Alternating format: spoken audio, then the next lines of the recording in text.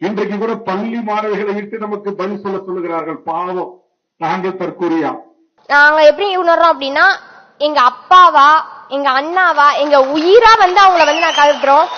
அப்படி இருக்கப்ப அவங்க சொல்றதை இப்படியே அவங்க குடும்பத்துல இருந்து அப்படி ஒருத்தவங்க யாராவது சொல்லுவாங்களா? அப்படி சொல்லக்கூடாது. அவங்களுக்காக நாங்க இருக்கோம், உயிரா இருக்கோம். தேங்க்யூப்பா. இந்த தேன்கனி கோட்டையிலிருந்து சென்னைக்கு வரணும்னா ஒரு 100 பேர் வர்றதுக்கு செலவு எவ்வளவு ஆகும்?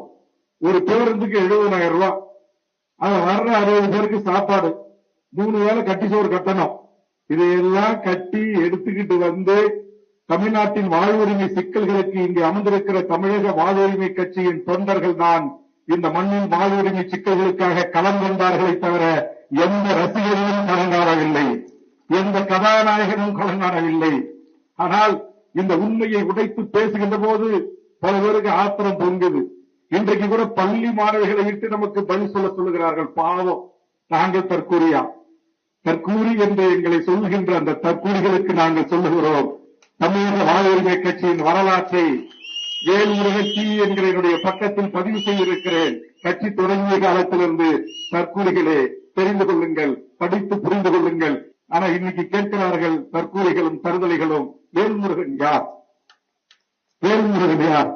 நீங்கள் எல்லாம் சினிமாவில் கட்டிப்பிடித்து ஆட்டம் போட்ட போது, அனைவரை ஆடையோடு ஆடிக்கொண்டிருந்த போது, தமிழர் விடுதலைக்காக களங்கண்ட தமிழ்நாடு விடுதலை படையில் பணியாற்றியவர் வேல்முருகன்.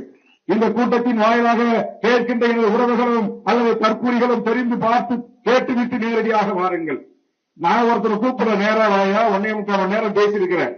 என் தமிழ் சமூகம் எந்த அளவுக்கு சீரழிவு நோக்கி சென்று கொண்டிருக்கிறது, சினிமா துறை எவ்வளவு சீரழிவு இருக்கிறது, சின்னத்துறை எவ்வளவு சீரழிவில் இருக்கிறது, டிக்டாக் என்ற பெயரில் எவ்வளவு சீரழிவு இருக்கிறது. நாங்க நேரடியா பேசுவோம், விவாதிக்கும். அதை விட்டுட்டு இவங்கத்தான் மாணவர்களை என்கரேஜ் பண்றாங்களா, இவங்கதான் பரிசு கொடுக்கறாங்களா? தமிழ்நாட்டில் சாதாரண பாலா என்கிற ஒரு நடிகன், தொழில் நடிகன், கதாநாயகன் அல்ல, சம்பாதித்த பணத்தை முழுவதும் ஆம்புலன்ஸ் வாங்கி கொடுக்கிறான், வீடு கட்டி கொடுக்கிறான், பீஸ் கட்டி கொடுக்கிறான். ஷூட்டிங் நடத்துறதில்லை, ஷோ நடத்துறதில்லை. அகரம் பவுண்டேஷன் ஷோ நடத்துறதில்லை, ஷூட்டிங் நடத்துறதில்லை. நாளம் சம்பாதித்த பணத்தை எத்தனை மில்லியர்கள் எத்தனை ஆசிரியர்கள் செய்கிறார்கள், ஷூட்டிங் நடத்துவதில்லை, ஷோ நடத்துவதில்லை. அரசியலுக்கு வாங்க, மக்களோட நில்லுங்க, மக்கள் பிரச்சனைகளுக்காக கலங்காளுங்க.